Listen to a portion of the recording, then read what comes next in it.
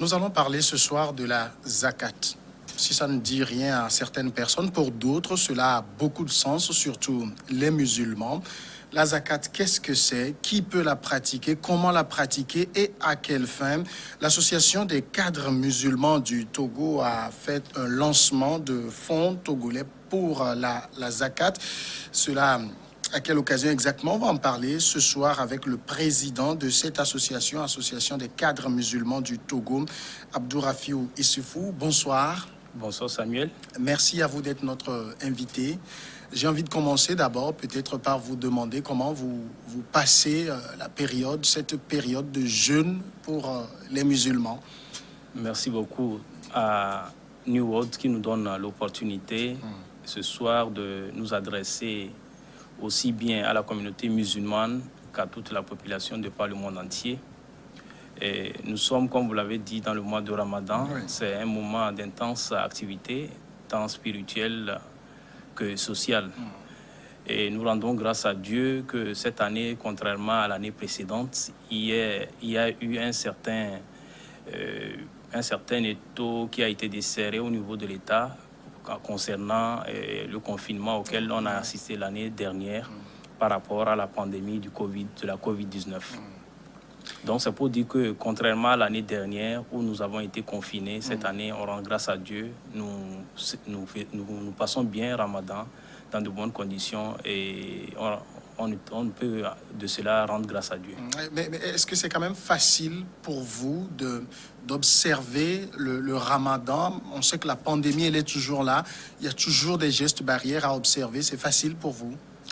Il faut avouer qu'à proprement parler, il n'y a pas de restriction ou d'influence directe par rapport à la pratique du Ramadan, si ce n'est les conditions de vie dans lesquelles nous sommes liées aux conséquences de la Covid. Aujourd'hui, ce n'est pas un secret pour quelqu'un que la Covid a un impact très important sur le plan socio-économique, ce qui fait que les revenus sont limités. Et qui dit revenus limités, on pense aux difficultés de subvenir aux besoins quotidiens, notamment le manger, prendre soin de soi, d'autant plus que Ramadan est un moment important où l'on dépense beaucoup. Je crois qu'il va de soi qu'on puisse avoir un effet, on peut ressentir l'effet de la COVID-19 sur la vie des musulmans pendant ce mois béni de Ramadan. Vous êtes le président de l'Association des cadres musulmans du Togo, je l'ai dit en vous présentant. C'est quoi cette association? Qu'est-ce qu'elle fait exactement? Merci. L'Association des cadres musulmans au Togo a été créée en 2006 par l'initiative des anciens de l'Association des élèves et étudiants musulmans au Togo. Beaucoup ont milité dans l'Association des élèves et étudiants musulmans au Togo et qui sont retrouvés dans la vie active. Et étant dans la vie active et qu'ils ont voulu toujours continuer leur militantisme, leur vie sociale et en tant que musulmans, ils ont pensé à créer cette structure qui regroupe ceux-là qui peuvent être dans la vie active et qui vont contribuer à résoudre un certain nombre de problèmes liés à la communauté musulmane. Donc c'est dans ce sens qu'en 2006, l'association a vu le jour et nous sommes dans la 15e année et nous rendons grâce à Dieu. Et pour ce qui concerne les activités, elles sont liées essentiellement à la formation. Nous sommes dans le social, d'autant plus que l'année dernière, lorsque la Covid s'est annoncée, et nous avons contribué aux côtés de l'Union musulmane du Togo avec la collaboration d'une dizaine d'associations à mobiliser plus de 7 millions de francs CFA, dont 5 millions ont été donnés au comité de la Covid et 2 millions, le reste ayant été redistribué aux personnes les plus vulnérables. C'est l'une de nos actions. D'ailleurs, cette année, ces actions sociales continuent, d'autant plus que la Covid a un impact très important sur la vie socio-économique de nos populations. Nous sommes dans le mois de Ramadan où les besoins sont vraiment accrus. Donc, l'association des cadres musulmans continue actuellement à mener des actions sociales, notamment dans les préfectures, à Sokodé, à Tapamé et à Lomé, où nous faisons une levée de fonds et à travers lesquels nous faisons des dons en termes de kits alimentaires aux nécessiteux. D'accord. Alors, il y a donc aussi ce projet dont on va parler tout de suite, le lancement Fonds togolais pour la zakat. Avant de parler du projet lui-même, c'est quoi la zakat? La zakat, c'est le troisième pilier de l'islam. Il fait partie de la foi du musulman. Oui. Et c'est un pilier important, d'autant plus que c'est une obligation, c'est un décret divin que de prélever la zakat. Donc, du coup, la zakat est un acte vraiment auquel le musulman est astreint, auquel il est astreint et par lequel les musulmans essaient d'améliorer leur vécu, enfin, leur vie d'ensemble, c'est-à-dire que sur le plan social. Ouais. Donc, disons que la zakat, c'est un aspect c'est l'un des piliers socio-économiques qui permet de réguler, en tant soit peu, la vie de la société au niveau des musulmans et au-delà de la communauté générale. Lorsque je préparais cette émission, je lisais une sourate très importante que le prophète a laissée, où il disait qu'il y a une sorte d'inégalité dans la société. Donc, finalement, la zakat permet un peu d'atténuer cette inégalité sociale, c'est ça? Effectivement. Et la zakat, il faut qu'on la prenne sous l'angle d'un impôt. Oui. Ouais. Si nous le prenons ainsi, vous comprenez tout ce que cela a comme incidence dans la vie d'une communauté. Quand on prélève l'impôt, par exemple, l'objectif, c'est pour redistribuer au niveau de la société, de sorte qu'on puisse éviter les écarts dans la vie socio-économique. Donc, du coup, à travers la zakat, c'est un pilier par le biais duquel les musulmans essaient de jouer à une sorte de solidarité communautaire. C'est vrai, elle a aussi une incidence. Ça va au-delà des musulmans, parce que d'autant plus que l'objectif, c'est de créer un cadre de vie qui permette à ce qu'il y ait une cohésion sociale, qu'on évite des écarts entre les riches et les pauvres. L'islam évite l'accumulation parce que l'islam considère que par principe, la richesse n'est pas une propriété de celui qui la détient. C'est une propriété de Dieu. Mais au-delà de ça, puisque c'est une propriété de Dieu, lorsque Dieu vous a légué cela, vous avez l'obligation de respecter un certain nombre de principes, notamment la redistribution. Donc la zakat permet de redistribuer ce qui est prélevé au niveau de ceux-là qui ont les moyens et de permettre à ce que ceux qui n'en ont pas puissent vraiment vivre décemment. Alors, j'essaie de comprendre dans la pratique comment cela se fait. C'est destiné essentiellement aux personnes les plus nantis, c'est eux qui donnent la zakat, c'est ça? Voilà. Il y a un minimum qui est imposable au niveau de la zakat. C'est toute une science dans laquelle on ne va pas se plonger sur cette émission. Et il y a des calculs qui sont faits et au travers desquels on essaie de prélever sur votre fortune de façon annuelle. Donc c'est ce qu'on essaie de prélever, qu'on redistribue à un certain nombre de bénéficiaires. D'autant plus que le Coran a prévu 8 bénéficiaires qui vont pouvoir avoir de l'argent, et l'objectif final, fondamentalement, c'est de les aider à sortir de la pauvreté. Contrairement aux dons, à l'aumône qu'on connaît traditionnellement, la zakat est l'autre, elle a plus pour objectif de sortir les gens de la précarité.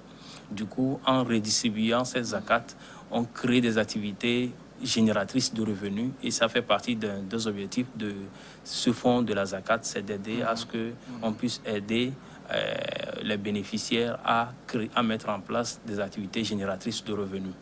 Alors donc l'association des cadres musulmans du Togo qui lance donc le fonds togolais pour la zakat, l'initiative même vise à répondre à quoi exactement comme besoin? Voilà. Aujourd'hui, ce n'est plus un secret que nous sommes dans un monde où l'inégalité est criarde.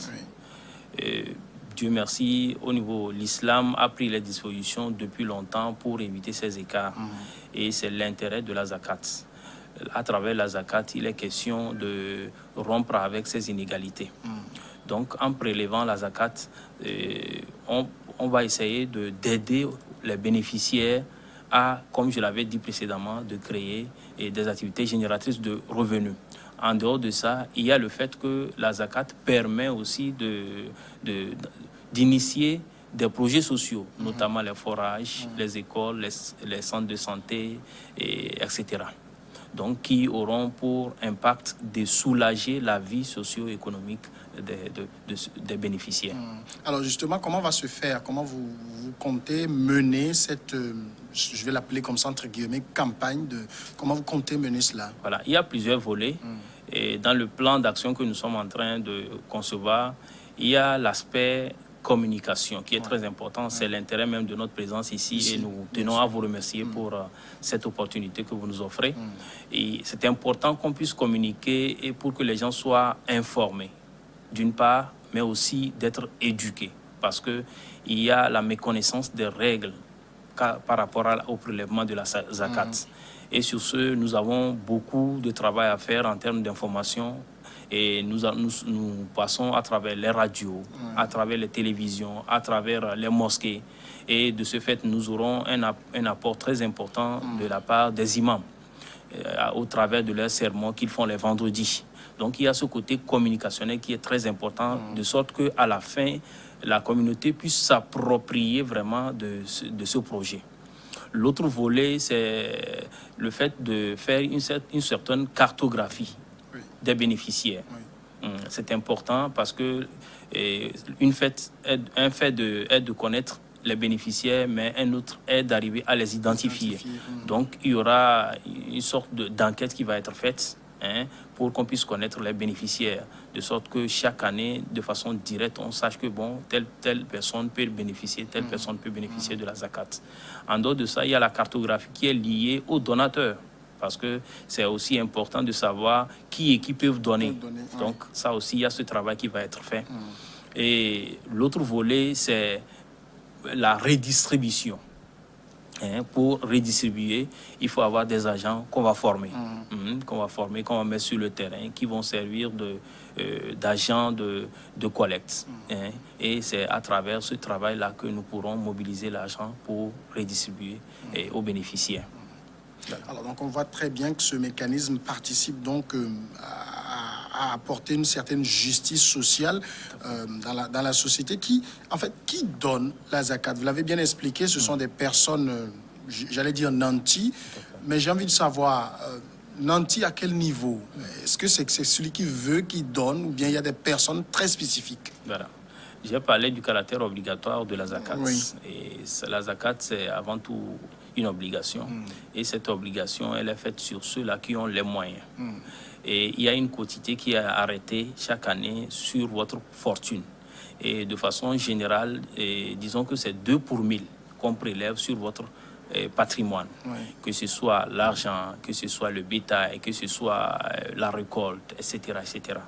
Donc, il y a un travail professionnel qui doit être fait de sorte qu'on puisse identifier ces personnes-là qui doivent donner. Et c'est là qu'interviennent les agents qui vont être formés pour ce travail. Moi, j'ai beaucoup de difficultés à comprendre ici parce que quand vous parlez de prélèvement sur la fortune, on pense immédiatement aux personnes très riches. Je sais qu'il y a par exemple dans d'autres religions, d'autres mécanismes qui existent et ça c'est tout le monde, tous ceux qui ont un revenu, qui donnent par exemple. Est-ce que c'est la même chose ici ou bien il faut avoir un certain niveau d'aisance, de fortune avant de donner? Voilà. Ce n'est pas l'aisance qui détermine forcément le fait que vous soyez sujet au prélèvement de la zakat. D'accord. La zakat est prélevée sur le surplus que vous dégagez de votre fortune. Que ce soit, comme je l'avais dit, l'argent. Pour un commerçant qui a de l'argent, à la fin, il fait le bilan. On essaie de décanter ce qui est de sa charge, ce qui est des impôts, le bénéfice. Tout ce qui va être charge va être décanté de sa fortune. Et c'est sur ce montant-là qu'on va appliquer la zakat. C'est ce qui est fait. Au niveau des récoltes, c'est aussi pareil. Lorsque vous récoltez, on va essayer de voir tout ce que vous avez comme charge. Et je crois que c'est un côté un peu technique, très complexe, qui fait qu'on ne peut pas rentrer totalement dedans.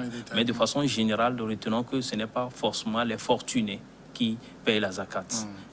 Il y a des critères qui permettent de déterminer cela. Et parmi les critères, c'est fondamentalement ce que vous dégagez comme fortune à la fin de votre exercice. Voilà. Alors maintenant, le mécanisme de distribution, vous avez commencé par l'expliquer, il y aura des gens qui vont être formés et tout, mais dans les faits, qu'est-ce qui est prescrit en termes de distribution? Qui est concerné et comment? Voilà. Le Coran prévoit 8 bénéficiaires. La première catégorie de personnes, ce sont les pauvres. D'accord. La deuxième catégorie, c'est les démunis. Les 2 premières catégories, de façon générale, c'est des gens qui ont des difficultés à survivre, qui manquent de façon générale le minimum vital. La 3e catégorie, c'est ceux-là même qui collectent la zakat, même s'ils étaient riches.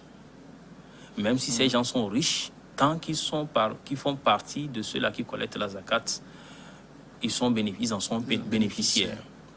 La 4e catégorie, c'est ceux-là qui sont dans disons, de façon générale, les gens dont il faut gagner le cœur en islam. C'est-à-dire que je vais parler de ceux-là qui viennent de se convertir en islam ou qui ont une envie de devenir musulmans. Donc, il y a ceux-là aussi qui font partie des bénéficiaires de la zakat. Il y a en dehors d'eux les esclaves. Lorsque quelqu'un, heureusement, à cette époque que nous vivons, cette question d'esclavage n'est pas aussi réelle que ça, quand bien même ce n'est pas exclu dans certaines zones, mais il en demeure que les esclaves font partie de la catégorie de ceux qui bénéficient de la zakat. En dehors de cette catégorie, il y a ceux-là qui sont dans le sentier de Dieu, c'est-à-dire que ceux qui sont dans la promotion de la religion musulmane. Donc, eux aussi sont bénéficiaires de la zakat. En dehors de ça, il y a aussi ceux-là qui sont endettés. Donc, l'islam permet à ce que ceux-là puissent être aidés à sortir de cette situation d'endettement. Aussi, et la dernière catégorie, c'est des gens qui sont en voyage et qui sont en difficulté. C'est vrai, on va se demander, est-ce qu'on peut s'assurer que vraiment la personne a des difficultés? Mais Dieu, dans sa science, a prévu que ces gens-là, lorsqu'ils sont en voyage et qu'ils ont des difficultés, qu'on puisse prélever de la zakat et les aider à continuer leur voyage. Est-ce que ça veut dire que prioritairement, ce ne sont que toutes les personnes, les catégories de personnes que vous avez citées tout à l'heure, ce ne sont fondamentalement que des gens qui partagent la foi musulmane? Si vous avez autour de vous d'autres, je sais que l'islam, c'est la paix, ça prône le vivre ensemble, la cohésion avec toutes les autres religions. Si vous avez autour de vous d'autres qui ne se réclament pas de l'islam, mais qui vivent des difficultés, est-ce qu'ils peuvent avoir part à la zakat? Parmi les catégories, je crois que j'en ai fait déjà cas. Les gens des gens qui aspirent à devenir musulmans. Mais si c'est pas ça, il n'aspire pas, il n'est pas un début, un musulman converti au début, mais qu'il vit des difficultés. Je crois que même la question la question d'aspirer à devenir musulman, il faut la relativiser. C'est à ceux-là qui sont censés gérer la zakat qui doivent aider à ce qu'on puisse faire la cour à un certain nombre de personnes. Ça, je crois que c'est évident. D'autant plus que l'effet même de la zakat, ça va au-delà des musulmans. Lorsque je parle des projets sociaux, que ce soit les hôpitaux, les forages, etc., ça va au-delà des musulmans. Lorsqu'on met en place un forage ou un centre de santé, il n'y aura pas d'exclusion. Donc c'est pour dire que la zakat n'a pas de limite en termes d'impact. Donc ça va au-delà de la grande catégorie, en tout cas de la majorité des bénéficiaires qui ont été cités. Alors, pour ce que fait l'association des cadres musulmans, prévoyant donc le lancement de ce fonds togolais pour la zakat, c'est quoi? C'est qu'il y aura une activité ponctuelle où ça va se faire, ou comment vous prévoyez l'activité de lancement même? Voilà. Je crois qu'après le lancement officiel qui a été fait, il y a toute une panoplie d'activités que nous prévoyons faire. Comme je l'ai dit, il y a le côté communicationnel d'abord pour que les gens soient informés, les gens soient éduqués. C'est moi qui me trompe parce que le lancement officiel a eu le 17 avril dernier. Tout à fait. C'est moi qui me trompe des dates. Effectivement. Donc, c'est à l'issue de ce lancement que les organes ont été mis sur pied, notamment le conseil d'administration, la direction exécutive, le comité FICI, qui est censé gérer le côté jurisprudence, c'est-à-dire les règles de calcul de tout ce qui concerne la jurisprudence islamique. Donc c'est le côté fiqh. Le côté opérationnel est géré par la direction exécutive.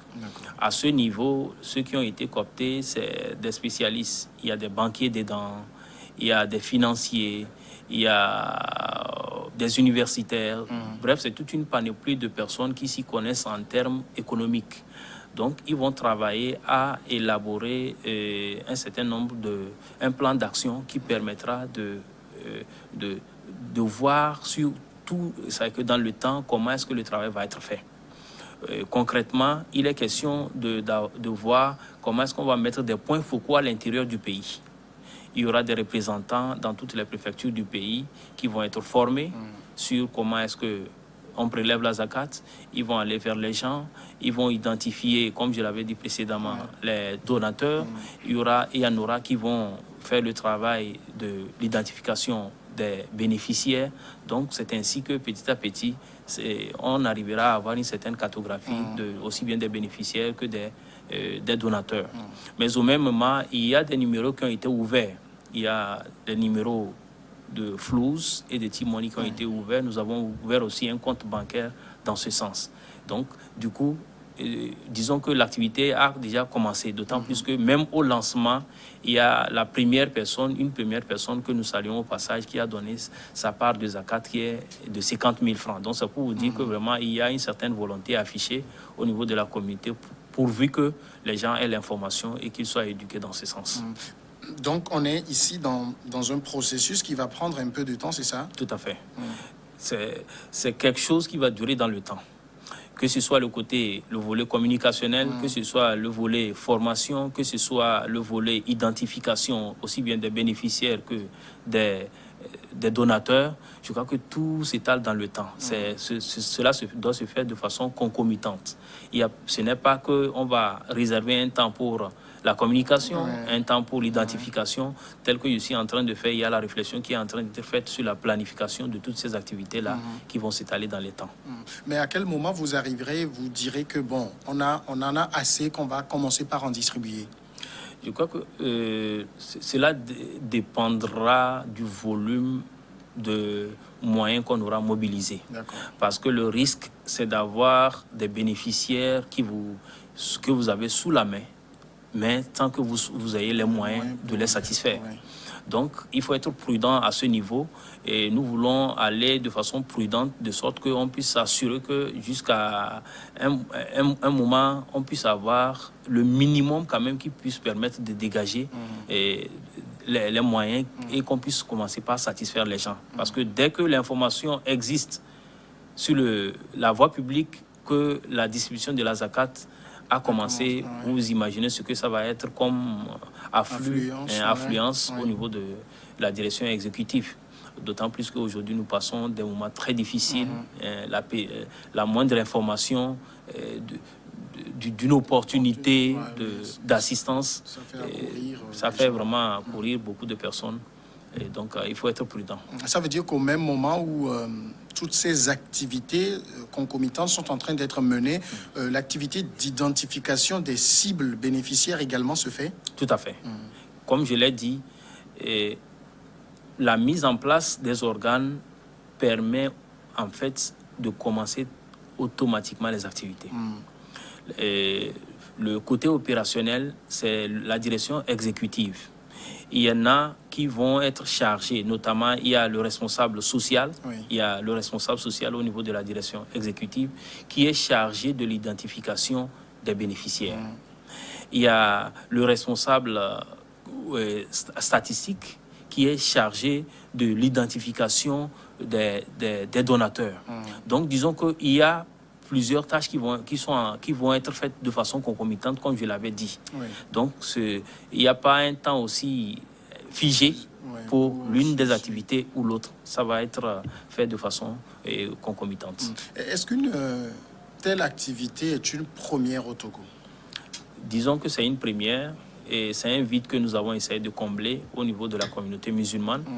Et c'est un pilier important qu'on a délaissé depuis longtemps. Et c'est le fruit d'une réflexion de plus de 6 ans. Il y a eu 3 mandats avant nous, notre mandat actuel que nous gérons, où l'idée a été mûrie et qui a continué jusqu'à l'aboutissement à notre mandat aujourd'hui avec le lancement qui a été fait le 17. Donc, à travers ce fonds togolais pour la zakat, c'est un outil important que nous aidons au niveau de la communauté musulmane, que nous mettons à disposition pour faire de sorte que les problèmes sociaux que nous connaissons avec les conséquences de la Covid et que auxquels nous observons, auxquels nous faisons face aujourd'hui, on puisse vraiment les juguler. Mais, vous le rappelez très bien, c'est carrément presque une première au Togo. Et quand vous le décrivez, est-ce que vous n'avez pas aussi un peu peur en vous disant, tiens, les frères dans la foi, les frères musulmans, les sœurs musulmans, n'ont pas ceci dans leurs réflexes. C'est vrai que le musulman, il fait beaucoup de l'aumône, mais ça, vous l'avez expliqué, c'est carrément autre chose. La zakat, ils n'ont plus ce réflexe-là. Est-ce que vous n'avez pas peur que la mobilisation ne suive pas? Voilà, pour répondre à cette préoccupation, disons que de façon générale, les gens, il y a déjà des initiatives qui sont faites, mais seulement que ce n'est pas formalisé. Donc l'objectif de ce fonds togolais pour la zakat, c'est l'institutionnalisation de ce fonds. C'est institutionnaliser le fonds.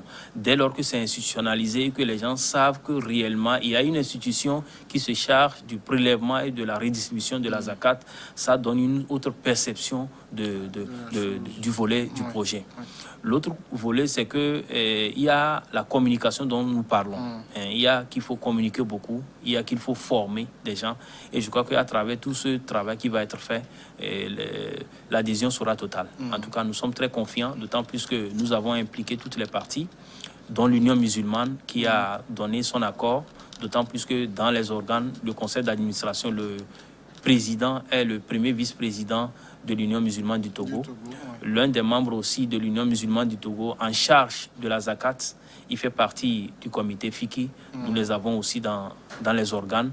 En dehors de ça aussi, nous avons impliqué les autres communautés étrangères. Vous savez que l'islam n'a pas de frontières. Quel que soit là où vous vous retrouvez, vous vous sentez un et indivisible. Donc, les communautés étrangères qui sont sur le territoire togolais, notamment nos frères nigériens, nos frères maliens, nos frères guinéens, nous les avons impliqués aussi. Certains d'entre eux font partie des organes. Donc, c'est pour vous montrer que vraiment, nous avons mis en place une structure qui fédère tous les pans de notre communauté, de sorte que vraiment il y a une adhésion de cette communauté. Alors, puisqu'il y a ici, il y aura une mobilisation de fonds naturellement, on pense au volet de transparence également qui va l'entourer. C'est vrai qu'on est avec des religieux, mais la question n'est pas superfétatoire. Est-ce que des dispositions sont prises pour une bonne gestion de ce qui va être récolté? Merci beaucoup. Je crois que c'est une question importante. Et la spécificité de cette institutionnalisation, c'est surtout le volet transparence. Et le volet transparence, sur ce côté-là, nous avons fait de sorte qu'il y ait un cabinet d'audit qui va nous accompagner dans ce travail. Vous savez, pour ce qui est des questions financières, c'est quelque chose de très sensible. Si vous ne mettez pas les garde-fous, toutes les tentations sont là pour que vraiment ça déraille. Donc c'est pourquoi nous avons un cabinet d'audit qui va nous accompagner dans le travail, dans l'authentification des comptes que nous aurons à présenter périodiquement à la communauté. Abdourafiou Issoufou, merci à vous d'être passé nous donner toutes ces explications. C'est moi qui vous remercie. Vous êtes le président de l'association des cadres musulmans du Togo qui est donc à l'initiative du lancement Fonds togolais pour la zakat. Voilà qui nous amène à la pause, 10 minutes, le journal. Et puis on est de retour pour Regard Croisé.